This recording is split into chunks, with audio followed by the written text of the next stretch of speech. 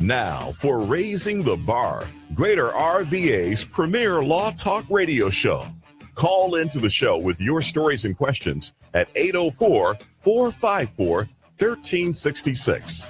804-454-1366.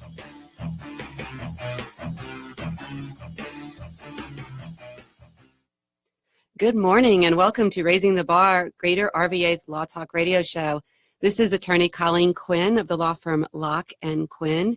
And today we're going to talk about gestational carriers and surrogates. But before we start talking about surrogacy, I just want to remind you that Raising the Bar, Greater RVA's Law Talk Radio Show, brings an exciting and varied array of legal topics to listeners throughout Central Virginia, and especially in the Greater Richmond area. At least once per week on Wednesday mornings at 9 a.m., our one-hour show features true life stories and cases, legal tips and information from experts and specialists, and from folks that have actually gone through certain legal experiences.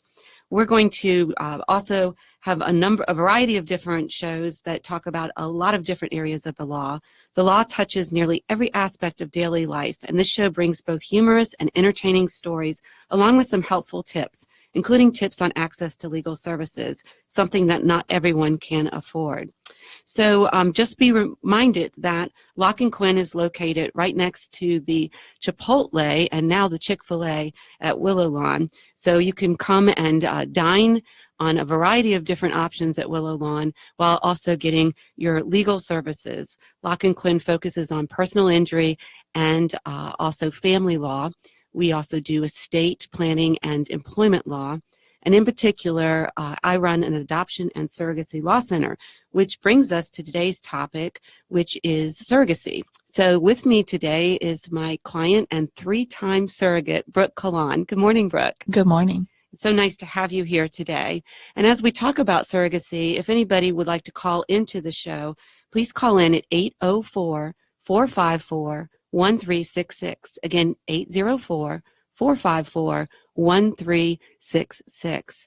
So, Brooke, tell us a little bit about yourself. I am a mother of four now and a school teacher as well. So I lead quite a busy life. You do, absolutely. And in the car ride on over this morning, we were talking about your fourth child, which was actually your seventh pregnancy, Yes. Right? Yes, ma'am. And that was that little girl was kind of an accident, but a good accident. She was our surprise blessing, we call her. There you go. So what prompted you to think about being a gestational carrier? Actually, my sister-in-law had been going through some fertility issues, and we had offered, when we were pregnant with our third son, to carry for her. And she actually decided to pursue a different route, but I had already started doing the research, and I had reconnected with an old friend of mine from high school who was a surrogate in Texas, and she had shared a lot of information about it. And so I was just really already involved in the process, and I really wanted to help someone become a family. So at that point, you had pretty much thought, I'm going to do this for somebody. And it didn't happen to be your sister-in-law, but you said, I'm going to go down this path because I think this is just a good thing to do. Absolutely. And when we talk about surrogacy, we use that term kind of loosely because there's a gestational carrier is actually somebody that gestates the child, but is not biologically connected to the child, right? Right. Yeah. So you would be carrying a child that was biologically from the sperm and egg of another couple. Yes. Right. And then a true surrogate is actually one that does use her own egg.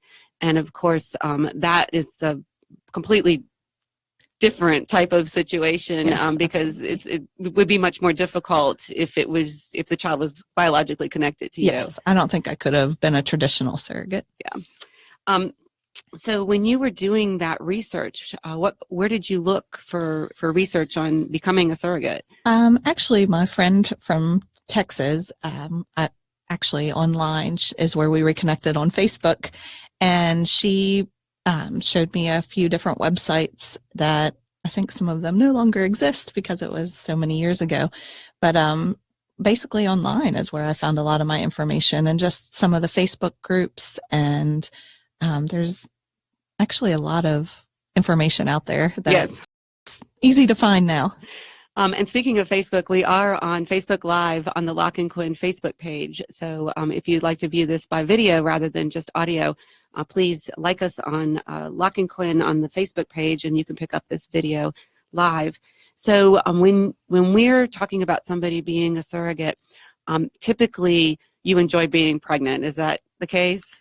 I did. I had wonderful pregnancies, no morning sickness, and was very thankful for that. And you had the 3 boys before you decided you were going to be a surrogate, is Yes, that right? Yes, we had 3 boys of our own at that time. Okay. And your husband, Danny, he was completely supportive and on board? He was, and I think that's a very important aspect of being a surrogate, is your husband has to be supportive because they're involved tremendously. And he also knew that you were a happy pregnant person, because if you were a grumpy one, he probably wouldn't have been as supportive, right? Right.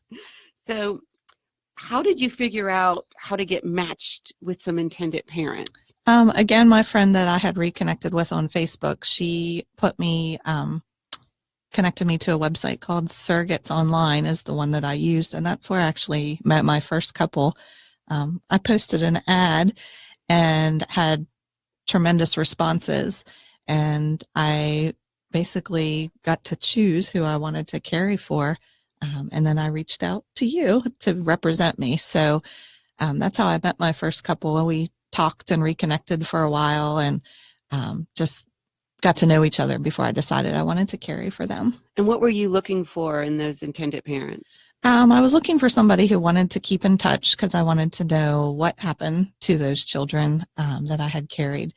And then I also was looking at someone who did not want to abort, because I did not want to abort unless there was something dramatically wrong that was going to cost me my life, because I had to think of my 3 children as well. Right. So that was very important. We had to agree on abortion, and we had to agree on wanting to keep in touch afterwards. And that's what we find when we are matching intended parents and surrogates, is that we need to make sure that folks that are more of a pro-life mindset are matched with folks of a more pro-life mindset, and vice versa. Folks that are more pro-choice need to be matched with folks that are also more pro-choice. Right. So we don't have a disconnect in terms of, religious views or just general views of life and sanctity of life. Yes. So, and also a website now is Surromoms Online, I think, where a lot of folks are placing ads, etc., or matching through fertility clinics or surrogacy programs, or actually at Lock and Quinn in the Adoption and Surrogacy Law Center, we actually match for free. We were talking about that. Right. Virginia has an anti-surrogacy broker statute, so nobody can charge compensation for actually putting surrogates and intended parents together. So that actually has to be done for free, the matching part in Virginia, whereas coordination of services and legal services and whatnot can be charged. So how did you find me? I think I just Googled online surrogate lawyers or adoption surrogacy lawyers, and your name came up. And that means my SEO website guys are doing a good job. That's right. Right. So let's talk a little bit about the geographic proximity of the intended parents and you during the process. How important is that to be kind of close to them? I think for me it was important. I know I've seen surrogates on the Facebook boards who are further apart, but to me that was important because I wanted to have that relationship with the family. The first couple that I carried for actually live in Maryland, so it was a little bit further, but they're right outside of DC, so not too far from Richmond. So they were able to make it to all the appointments and be there for the delivery and everything. And that was very important to me, that they were close enough to come to the appointment so it didn't feel like it was my pregnancy. I wanted them to be as much a part of the pregnancy as they could be. Yeah, and so then the other families that you carried for, where were they located generally? The second family I carried for actually lived 5 minutes from me. Wow. So they were many times she would pick me up on the way to the doctor, and we would ride together, which was a great bonding time for us. And then the third couple, excuse me, also lived in Richmond, and they've since moved. to Charlottesville, which is not too far away. So I still get to see the second and third couple. The first couple, I don't see them as often anymore, just because of distance. Right. So it was really important to you that they experience the pregnancy yes. As part of the whole process. Absolutely. And many of these couples have had a lot of difficulty getting pregnant. They've suffered miscarriages, etc. So yes. kind of going through that whole pregnancy process can be a very emotionally rewarding piece. And I think that you truly appreciated that part of it. Yes, that's what I wanted them to be a part of, because I wanted them to experience a pregnancy from the beginning to end. Right. So we have at the Adoption Surrogacy Law Center, we have some intended parents that are in China and in England and in Germany. And of course, that's a much more difficult process for the surrogates that are caring for those families in foreign right. countries, because they can Skype or they can WeChat chat, or they can Google Hangout or Tango, or all the different, video type chat options that are out there, or internet chat options. But still, those folks can't come to the medical appointments and really have a closer experience. Right. And there's nothing, to me, there's nothing like seeing your baby on that ultrasound for the first time, and to be there in person. I really wanted that for those families. And you get to see their faces light up when they see that ultrasound. Yes, and that was so rewarding. So let's talk a little bit about what the qualifications are to be a gestational carrier. What were some of those qualifications that you needed to have to pass muster? I had to do a very intensive medical screening, blood work, and checking all my womanly parts to make sure that they worked appropriately. You had to be, I believe, over 21. It's been a few years now. I think that's the age right. that it is. Is that right? Yes. Well. And so, and then also having carried your own children successfully before, and not having difficulties while being pregnant was also what the fertility center wanted as well. And then the aspect of going through psych evals, my husband and myself, and also the intended parents, the couples that I was caring for, we all had to go through psych evals in order to go through the process as well. Make sure that you could all withstand going yes. through the process mentally. So the American Society for Reproductive Medicine, they keep changing their guidelines quite frequently in the surrogacy world. The most recent guidelines coming out in February of 2017. And again, just kind of reiterating how important those psych evaluations are. And then also the group counseling, everybody sitting down and kind of talking about what's the level of contact we're going to have, right. What's the level of communication we're going to have, what is it going to look like after the birth. Is it the type of arrangement which you wanted, which was to get just some updates on how those children you carried were doing. Yes. So also those ASRM guidelines, one of the first thing is that you need to get cleared by your OBGYN, mm-hmm. right? So you need to make sure you have. Yeah, so I first had to have an evaluation done by my personal OBGYN, and then I went through more testing with the fertility doctor as well. So you had the psych testing and then all that medical clearance. Yes. As well. Yes.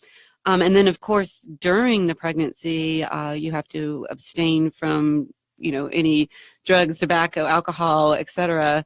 But now we have you also have to drink plenty of water and avoid, fish that might have, or foods that might have mercury. And you can't have any tattoos or piercings or henna, or introduce your body to dyes. You can't go to countries where the Zika virus might be.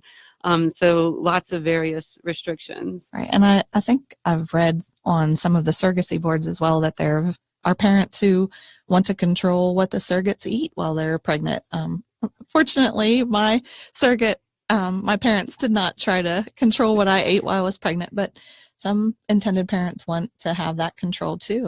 And I can understand why. They want a healthy baby. Right, so. Right. But that can be a little intrusive if yes. you're micromanaging everything you eat every day. Yes.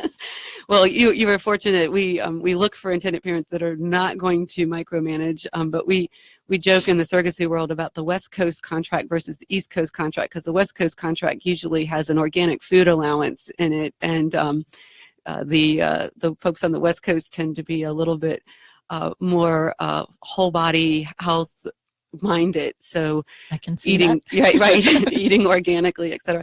We did have one case that it fell apart because the intended mother wanted to give the organic food allowance to the surrogate, but not to her entire family. And so, of course, that would pose problems with cooking for the entire family. And that was just kind of the tip of the iceberg on some of the issues in that particular situation. So let's talk a little bit about the financial side of things. As you learned in Virginia, a surrogate can't be paid compensation, but can receive payments for medical expenses as well as ancillary expenses. And ancillary expenses includes reasonable household living expenses attributable to the pregnancy. So talk a little bit about how that worked in your situation. In my case, we did just the flat monthly allowance. Yes. And I know in some cases they reimbursed me for like my medical copays. And so I paid those things up front and they reimbursed me. I know in some cases people have worked out where they have used like a debit card that they pay their medical bills with, and it's connected to the intended parents' accounts. We didn't do that for me, but for us, we just did the monthly allowance, and then they reimbursed me for my medical bills. And I didn't ask for like groceries or any of those types of things because I would be buying those anyway. Right. So in some of the cases, there is not only the monthly allowance, but then there's the allowance for maternity clothes. And then if you carry multiples, if you have a C-section, Yes. invasive procedures. So there can be those different variables. What about life insurance? Was that a factor? Yes, they did purchase an additional life insurance policy for me that was for 1 year while I was pregnant and going through the process of, getting pregnant. And that was just in case something were to happen to me so that my husband could take care of our family if something happened to me. And part of that was also, I think it was about $50,000 or $75,000, I can't remember off the top of my head, went to them to reimburse them in case they had to go through the surrogacy process again, because if I passed away and something happened to the baby, then they would not be getting the end result of what they were hoping for, a new child. Right. And these the intended parents typically invest so much, especially on the medical side of things, Yes. to have the eggs retrieved from the intended mother or to get donor eggs, and then to form the embryos and to store the embryos, and then to pay for the embryo transfer. And of course, talk a little bit about, on the medical side, what had to happen to get your body medically ready for that embryo transfer. I had to do shots daily. So my husband got to poke me in the behind with a shot. And he did not like needles. And so that was actually very challenging for him to have to give me a shot every day. And actually, as we got a little bit further into the process, it was 2 shots a day. Wow. So because they give you estrogen and progesterone. So he had a difficult time with that, but he got used to it after a while. And I always was sure not to make him angry before shot time. Wow. Yeah, you want to make sure that person's very gentle with those Yes. shots, I would Yes. imagine. So what were those chemicals supposed to be doing, estrogen and progesterone? What the estrogen was to build the lining so that the embryo had a nice place to implant when it was time for the transfer. And then the progesterone was to keep the pregnancy because your body is it's basically foreign to them since it's not your pregnancy. So the progesterone was to keep you pregnant basically until I think it was about 10 or 12 weeks when I got to stop the shots when I was about 10 weeks pregnant. Okay, so basically they're wanting to make sure that you keep that pregnancy, you Yes. don't miscarry. Yes. So going back a little bit to the life insurance piece, So in these contracts, we want to make sure we're looking at all possible contingencies. And of course, there is a risk in being pregnant and delivering. So it was important to protect your family in case something did happen to Absolutely. you. Yeah. And then also the investment made by the intended parents in the whole process. So basically what you're saying is if there's a $300,000 policy or $500,000 policy that your family would be the beneficiary, or your husband would be the beneficiary of most of that policy. Correct. But then about 50 to 75,000 of that would go to the intended parents as the beneficiaries if something were to happen to you. Yes, that way, because there is a lot of money that goes into the egg retrieval and making the embryos. And so before you even become pregnant as a surrogate, they are investing a lot of money. And so that would basically hopefully reimburse them some of that cost if something unfortunately would happen to you as well as the baby at that time. Right. And now also one of the things that is being put into all the contracts is if something were to happen to the intended parents. So the intended parents now have to have their estate plan documents in place and their guardian and trustee arrangements in place, because if something were to happen to them, the surrogate needs to be protected. And, right. When you went into this, you were not planning on bringing another child home, right? Exactly. So, yes. And so we want to make sure that the surrogate is protected in terms of, one, who is taking this child, and two, who's going to continue to meet the obligations, including the financial obligations that are in the contract. I'm pretty sure that was in my contract as well. If they went on a trip to Vegas or something while I was pregnant and their airplane crashed, that something was in place for what would happen to the baby. Well, as your attorney, I did make sure that they designated their guardians for sure. Like, I'm pretty sure that was in there. So before we go on break, and if anybody wants to call into the show, it's 804-454-1366. Again, 804-454-1366. We would love to take your calls if you have any questions about surrogacy. But before we go on break, let's talk just a little bit about the process of working with an attorney. How did your attorney get paid? Actually, it came from the intended parents. So the intended parents paid for your services for me. There you go. So, yeah. And how was that process? I thought it all went really smoothly. I was very fortunate that my intended parents did not, because I think it was because we discussed so much beforehand, before the contract process, that we were on the same page. And so we didn't have a lot of back and forth in contract negotiations because we pretty much were on the same page before we even got to that point. And that is a really critical piece, Brooke, is that making sure that all of the financial terms, all of the other terms have been agreed upon before you get to that contract drafting, so there are no surprises, yes, right? I agree. And in your situation, I believe that you also insisted that your attorney draft the contract. Yes, you did. Yes, which was smart on your end. So we are going to take a break, and feel free to call in 804-454-1366. This is Colleen Quinn with Brooke Collawn, and we're talking about surrogacy this morning. We'll be right back. Thank you. You've been listening to Raising the Bar, Greater Richmond's premier law talk radio show. Call into the show with your stories and questions at 804-454-1366. 804-454-1366.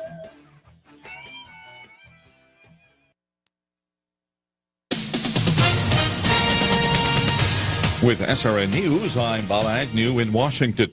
A decision by U.S. Senator Jeff Flake to bow out of a re-election fight could now spur a rush of other Republican candidates who might hope to take on his only announced challenger in next year's Arizona primary. The freshman senator's decision came after months of statements where he said he expected a tough primary and general election race, but believed he could win. He is among the Republican lawmakers who've had something of an ongoing disagreement, very public, with President Trump. The Democratic National Committee and Hillary Clinton's presidential campaign helped to fund a political research firm that produced a dossier of allegations about the president's alleged ties to Russia. That's according to a person familiar with the situation who spoke yesterday to the Associated Press.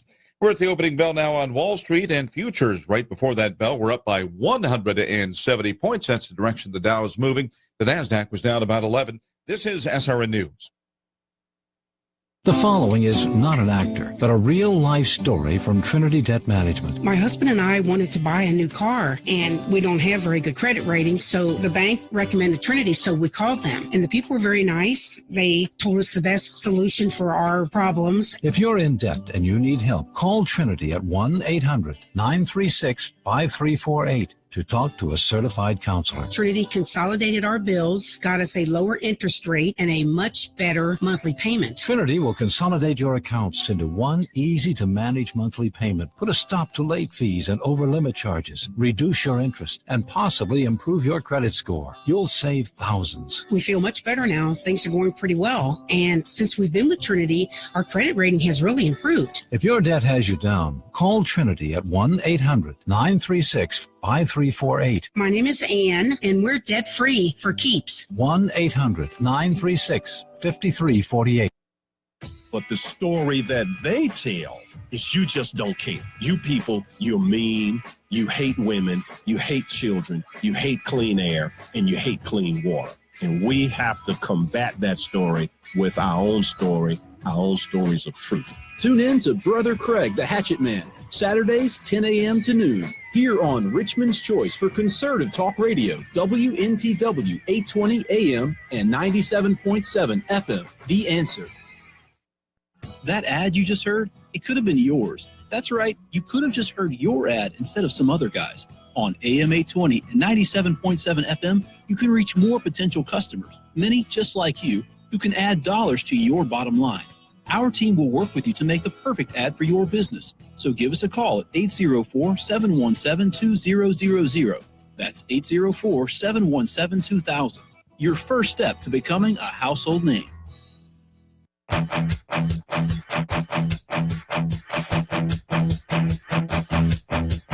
Now, back to Raising the Bar. Call into the show with your stories and questions at 804-454-1366. 804-454-1366.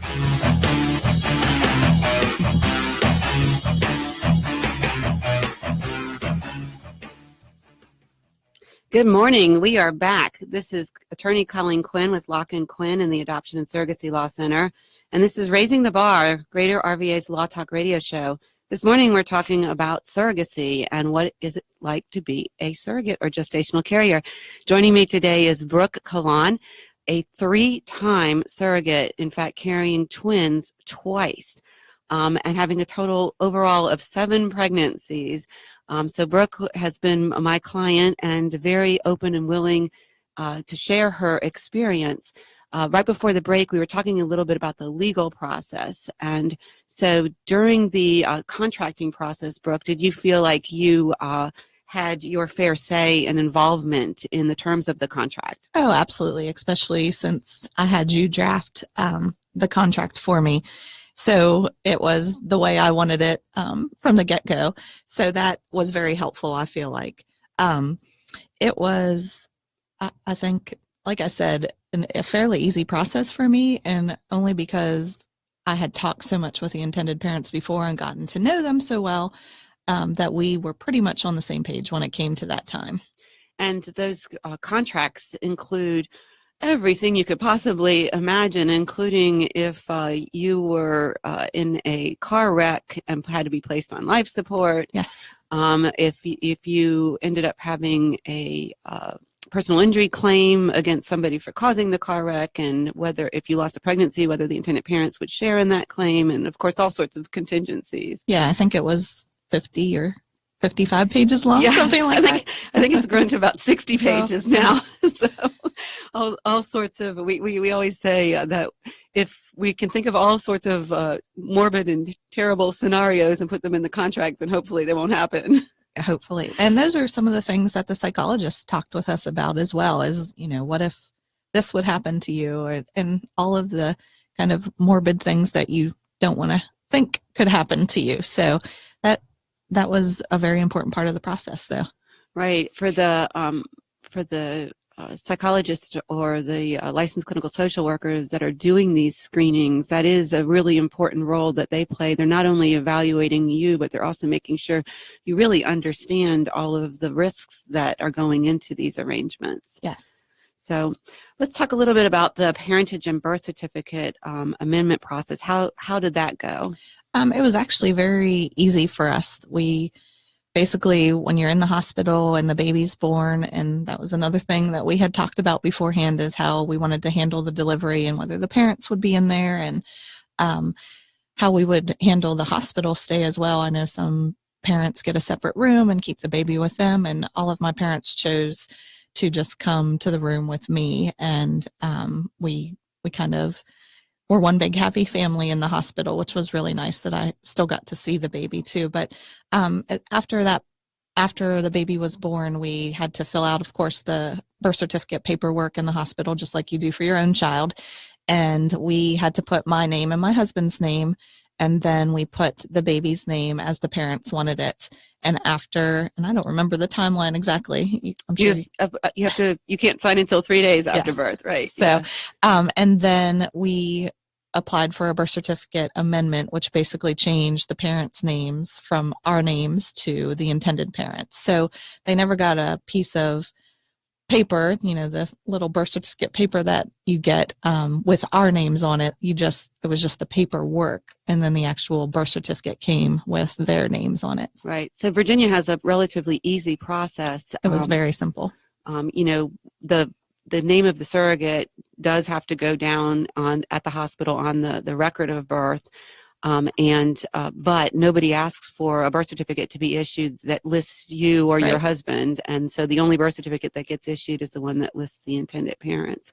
It's interesting too, we've actually gotten pre-birth orders from other states, given full faith and credit and domesticated in Virginia, that order the hospital to put the intended parents down on the birth record, but the director of vital records has said, no, that we're trying to track these arrangements, and if you do that, it's going to screw up our statistics and our tracking. Okay. Yeah, so we want to make sure we put the surrogate's name down, and then we have the amendment paperwork that's filed, and that way we're able to be very orderly and be able to track the number of these arrangements, which are increasing in frequency. In fact, we're seeing the number of surrogate arrangements go up while the number of adoptions has been going down.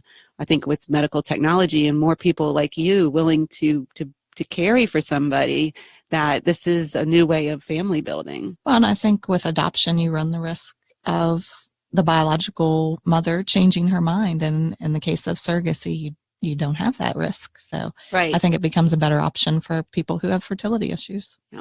So you were really lucky because you matched with 3 great families, but was there anybody along the way that was not really the right match? Well, so like I said, the first match was done online, but the second and third, we went through your service, and you gave me some intended couples to talk with. And so there was one intended couple who the mother, when I went to lunch with her, talked to me about wanting to transfer to herself as well as transfer to me.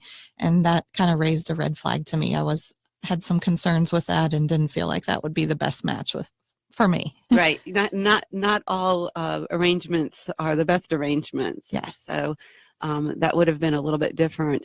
We did have one situation where the surrogate carried twins and the intended mother got pregnant at the same time. Oh, wow. So they ended up having basically triplets. Wow.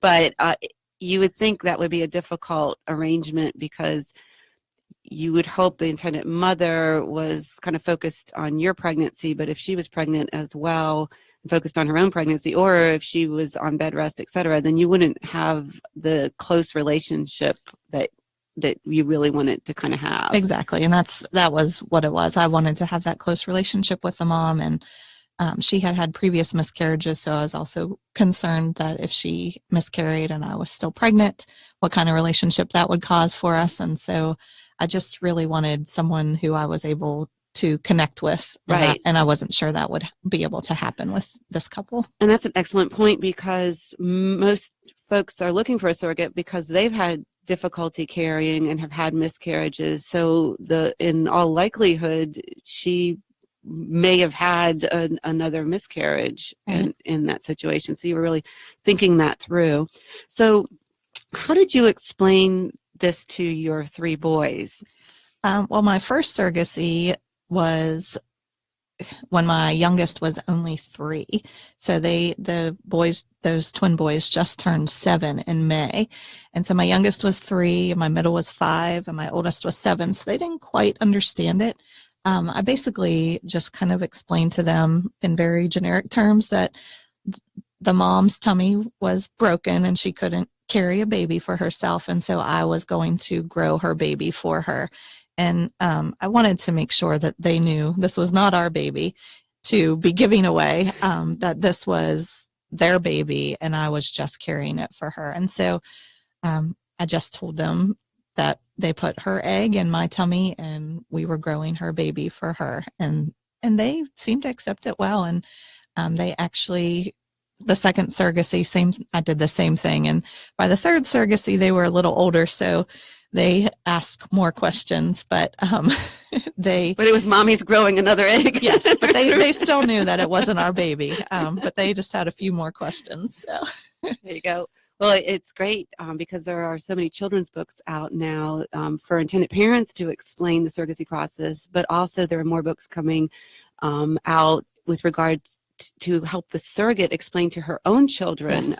what you're doing. And yes, this baby's not coming home. This baby's for another family. So the mental health professional group of the of ASRM have a wonderful list of children's books on their website, and also they have a great Facebook page as well. So having those tools as surrogacies become so much more accepted, we're starting to see more and more tools to help. You were one of those kind of pioneers that didn't have those tools. Right. So explaining it to your kids is a really important piece of the process.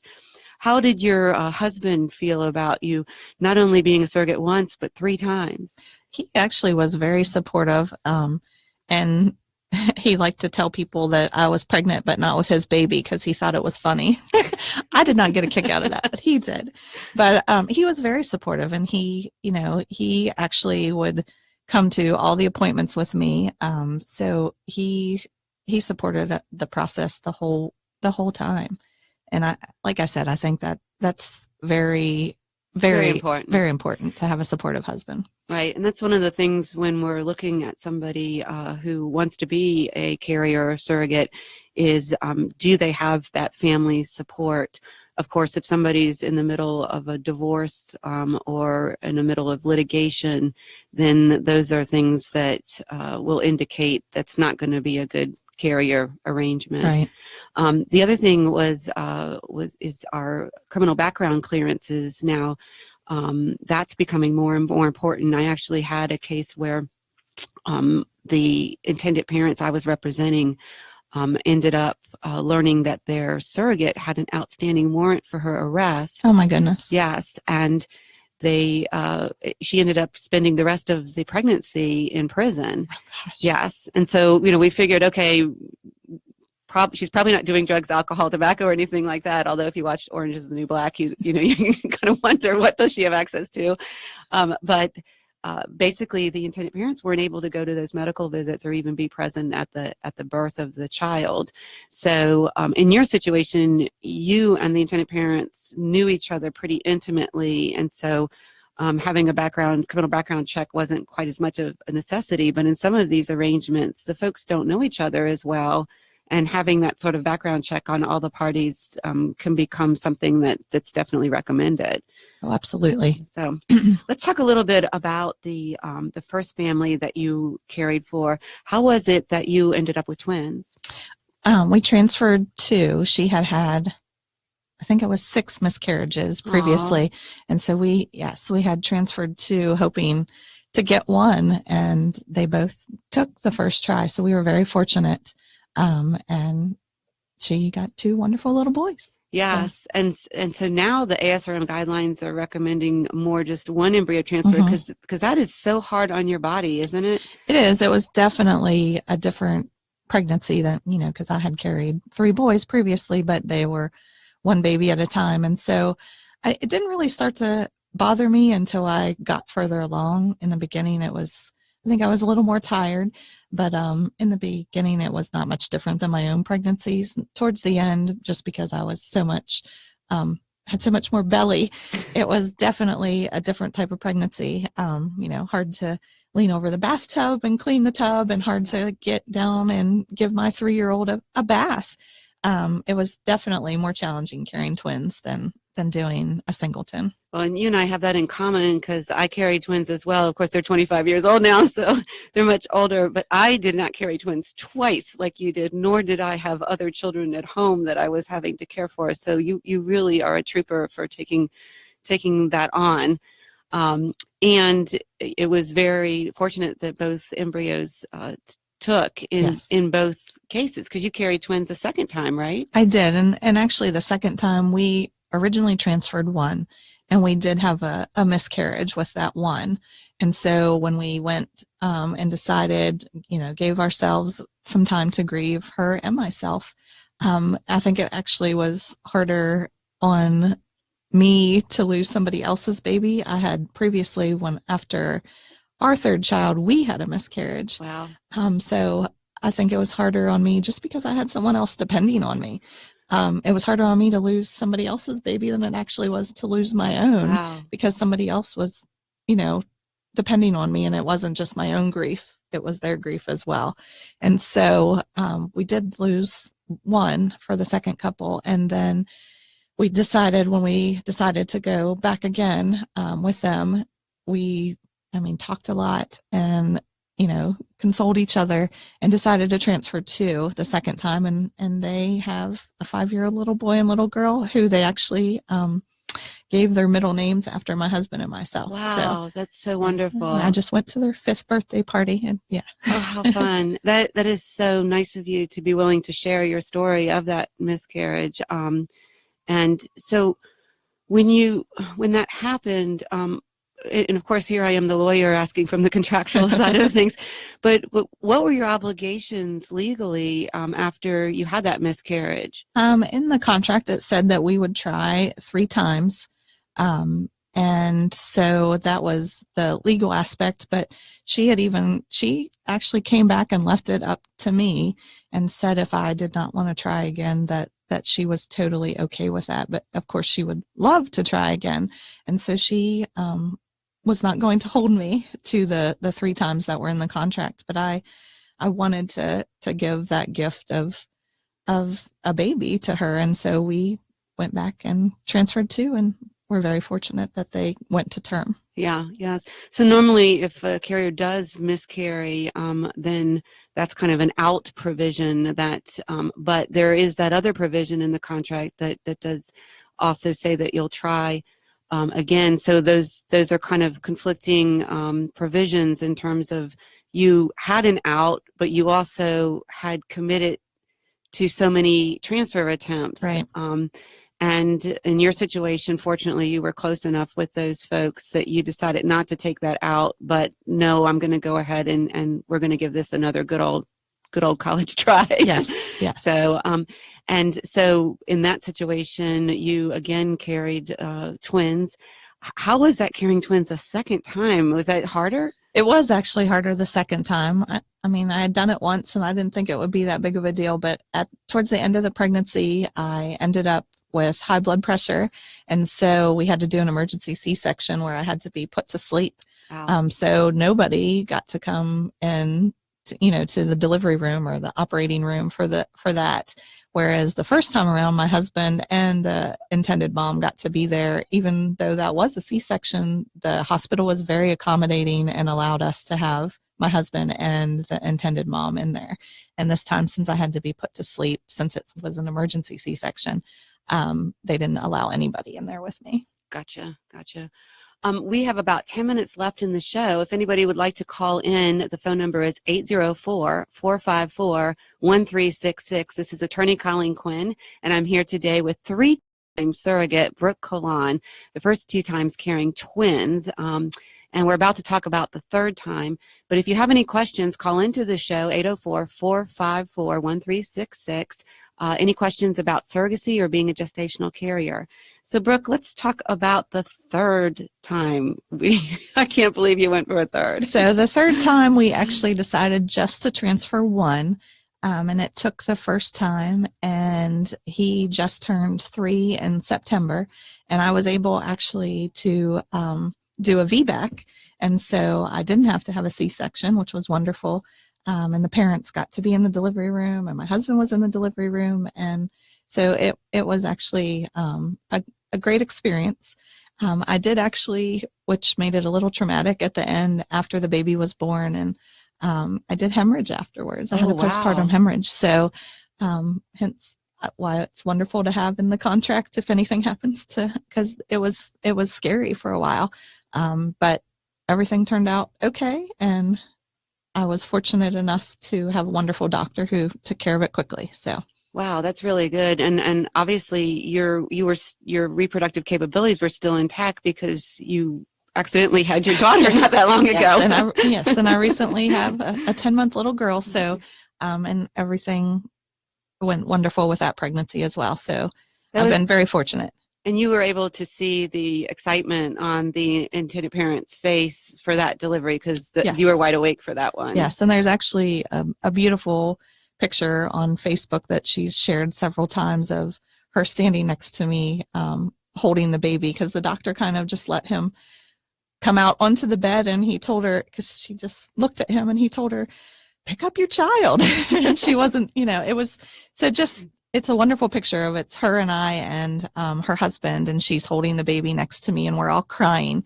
And it's just a beautiful picture. It just shows the raw emotion of what we went through. Which is really wonderful. And in fact, that family shared their story with the TV station not that long ago. Yes. And that was a beautiful story because you've stayed in touch with that family as well. Right. So, so what type of person do you think it takes to be a surrogate or gestational carrier?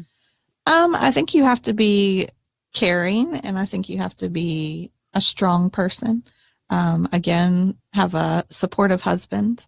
And I think I basically knew that I couldn't do it if it was my own egg. And so I knew that I had to do gestational surrogacy. And really, you have to jump in with both feet. It's a process, and it takes a lot of commitment. What was the level of communication that you had with the intended parents over the 3 times that you carried? We pretty much either texted or talked every day. Fortunately, with technology, that was possible. And so, and definitely the last surrogacy, she came and she visited while I was pregnant. And since we live so close, I'm a teacher now, but I was staying at home watching children, and she would come and just hang out with me during the day. So we built a really great relationship together, and we would go to lunch, and just it was a wonderful relationship. And actually, I had great relationships all 3 times. I was very fortunate. So what was the hardest thing about being a carrier? I think in the end, when it's all over, I think that's the hardest thing, just because you're so used to that connection, or I was very used to that connection with the mom and the dad. I mean, of course, I was closer with the mom, but that connection and that friendship and that bond, and then they have a newborn to take care of, and that just takes so much of your time. And so then we're not texting every day and every couple minutes. And so just that, that once that it's all over, I think that was the most challenging part. And not that I wanted to be pregnant or have the baby anymore, just that relationship changed. Right, because the intended parents now have a newborn, or in 2 of your cases, they had 2 newborns. Right. And so, of course, their focus now has shifted to taking care of their kids. Yes, rightfully so. Yeah, but suddenly you're kind of left in the dark. Yes. And so that can be emotionally challenging, I imagine. Yeah, especially when you have all those hormones after pregnancy going through your body.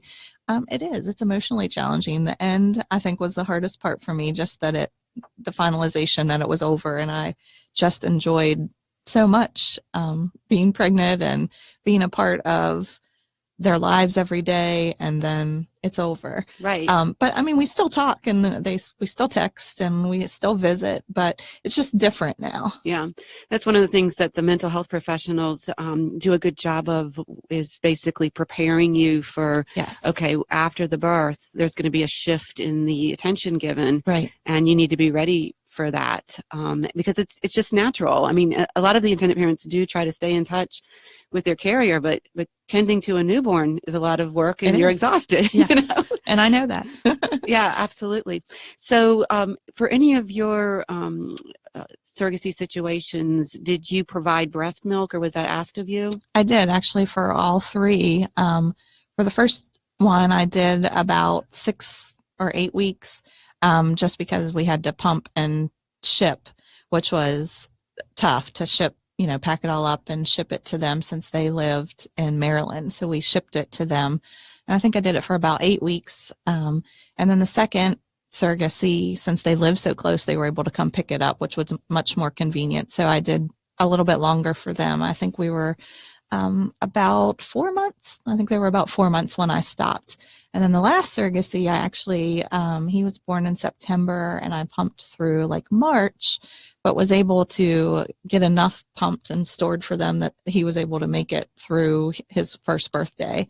Wow. On stored breast milk. So Wow. So when you shipped, I take it has to be refrigerated, right? yes, we had to. That was the process, was getting it all packed up and in a cooler, and then we had to use dry ice, and then we put it in the cooler in a box and packed newspaper around those boxes. So it was a process to ship it to them, for sure. That's really amazing that you were willing to do that for those families, and well, for the babies. Yes. Yeah, because they really got that benefit. So what has been the easiest thing for you about having been a 3-time surrogate? I think just that I've had such wonderful relationships with them. It's been so nice to just keep in touch and to be able to go to the birthday parties, and the pregnancies themselves were pretty much easy too. So I just have been fortunate enough to have really great pregnancies and have wonderful families to carry for, and been very fortunate that they have stuck to their word and kept in touch with me, because I know I've read some things on Facebook too of families who say they're going to keep in touch, and then they don't end up keeping in touch for one reason or another. And so I'm just happy that it all has worked out the way that I had imagined that it would. And well, that's an important part of the contract drafting too, is basically putting in there whether or not the intended parents are going to stay in touch. And it's pretty similar to adoption situations with birth mothers. Now, in your situation, you're not genetically related to that child, but you're still curious about how that child's doing. You brought that child into the world, right? And so you want to know that the child's doing well, that child that spent 10 months inside you is flourishing. Yes. So getting pictures or updates, etc., getting a text just to know is really important. Thank you for joining us today, Brooke. We were talking about surrogacy. Brooke is a 3-time surrogate, and if you did not catch the whole show, it'll be on the Locke and Quinn Facebook page. And please join us next week when my associate Katie Dean will be talking about disability law. Thank you.